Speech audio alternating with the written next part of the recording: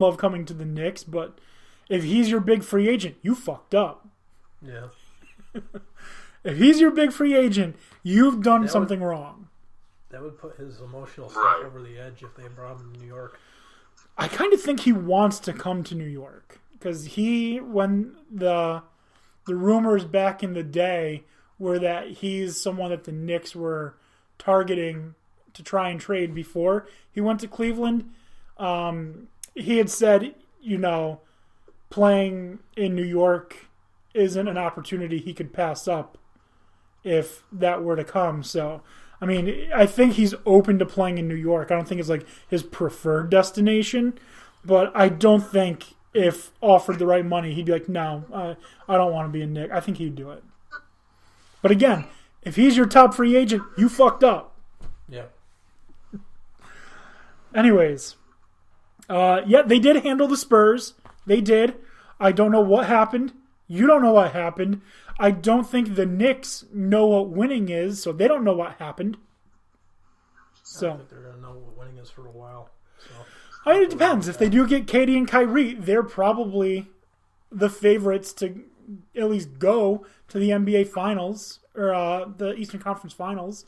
Right? You'd have to think, especially if you get the first pick in the draft, if you get Zion, all right, and you have Kyrie, Kevin Durant, Monster and Mitchell Robinson, Kevin Knox, whose shooting has gotten way better, and you've got a backup point guard in Alonzo Trier, who I think you're seeing the maturity from him. You've got Dennis Smith Jr., you're seeing him maturing. I think if you just add those three pieces, which, again, that's 60% of a team, Zion, KD, and Kyrie, I think that's championship caliber team. I'm not saying they're going to win it, but I'm not saying that they wouldn't be able to. Mm-hmm. I just don't think it's going to happen. Yeah, I think it makes you an immediate large threat in the East. I don't think first year necessarily, just because you often need everyone to gel a little bit, and that usually takes a season. But after that, if they figure it out, then they could be a very good team, and then they'd be a very attractive market for guys to sign vet min contracts and really fill out the team with 3-and-D guys. Yeah, so for example, if you get Kyrie, you get Kevin Durant, you have Zion Williamson, you need depth, you need guys who are 3-point shooters. Kyle Korver comes to the team, no questions. I mean, I don't know if he's still going to be relevant then, but you'll get shooters, no problem. You can get fucking, what's his name? Why is the name escaping me? From who? What team? The Rockets. Or not? Well, actually, not the Rockets anymore. He's with the Clippers now. He's traded for Chris Paul. Shit. Gotta look it up. Yep, gotta look it up. Anyways. Verify your facts. Oh.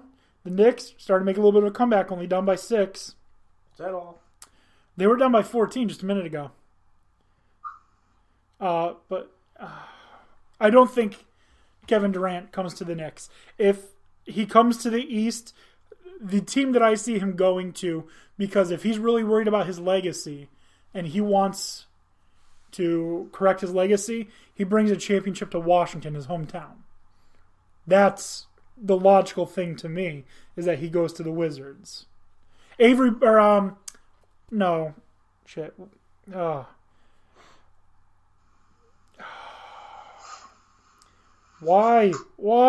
am I having this problem?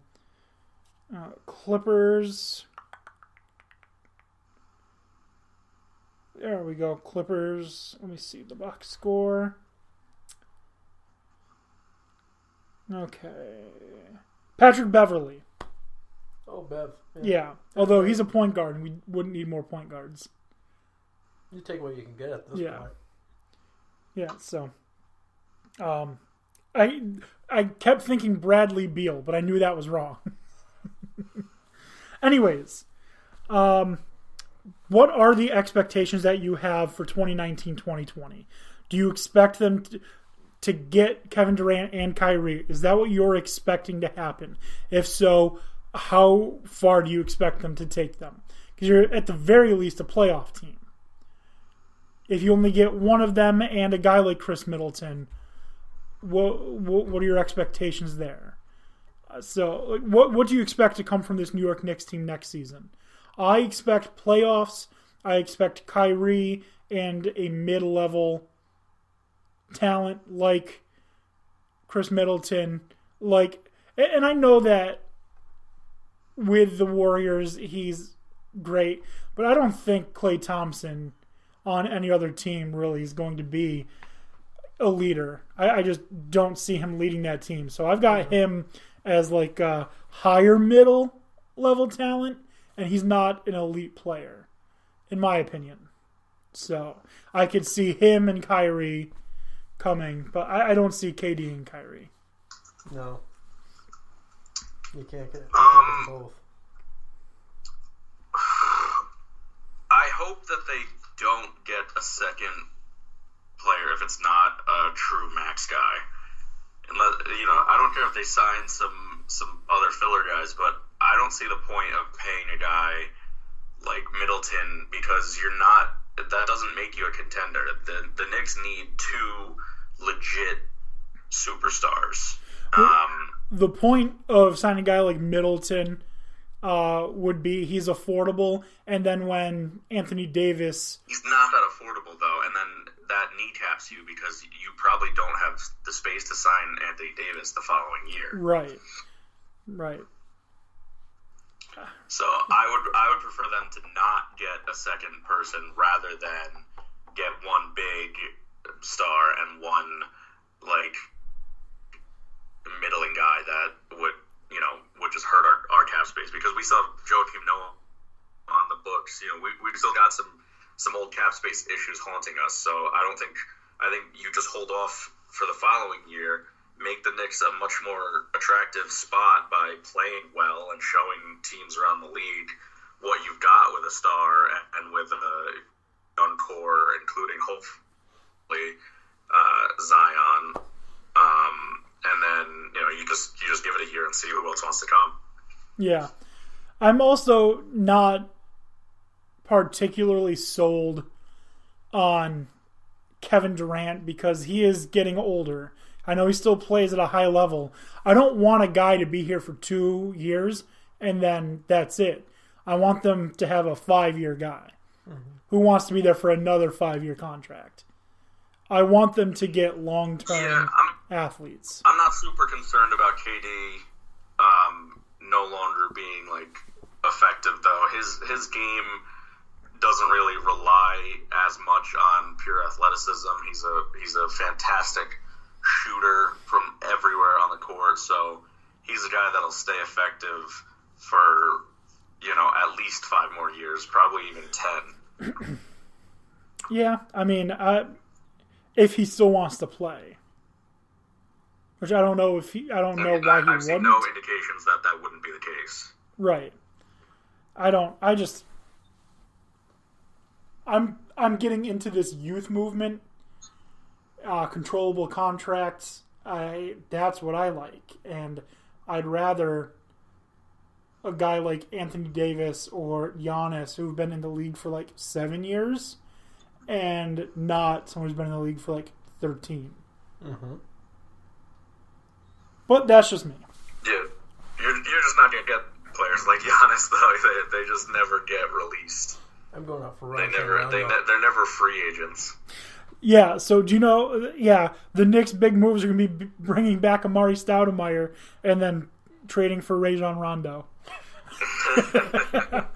That's it right there. And to get Rajon Rondo, we're giving away 2 first-round picks and Kevin Knox. It's a foolproof plan. Oh, man. Honestly, though. The Knicks, it's tough. It could be good. It could be shit. It's all dependent on the free agent market. It's because no different than when Houston went out and got Scottie Pippen past his prime. So We've seen something similar to this back in 2010. It's different because they have room to get 2 max players, but tried to get LeBron and missed. Ended up having to settle for Amari Stoudemire, which Amari was great with New York for the first couple of years. He was great. The rest of the team sucked. Needed more. And then traded for Carmelo Anthony when he was just going to fucking leave in the offseason anyways. Hello. I don't know why you traded fucking Danilo Gallinari, who's had a nice career. I'm not going to say he's been great, but he's had a nice career. I understand wanting to get rid of Timothy Mozgov. His name was Timothy. Timofey. Like, we ain't got room for that. One of those guys like Stefan. Like Anthony. Yeah, that whole thing's the whole reason I'm worried about the AD trade, even though I think AD is a better player and more worth doing that with. Like, it doesn't make it a bad decision. It seems like too much risk for my taste. Yeah, I mean, I get that, but I think Anthony Davis and Carmelo Anthony have 2 different mindsets. I could be wrong, but I think it would be a different situation. Hopefully the Knicks can get KD and Kyrie. I just don't think it's going to happen. All right. Not likely. Yeah. So, do you gentlemen know what time it is?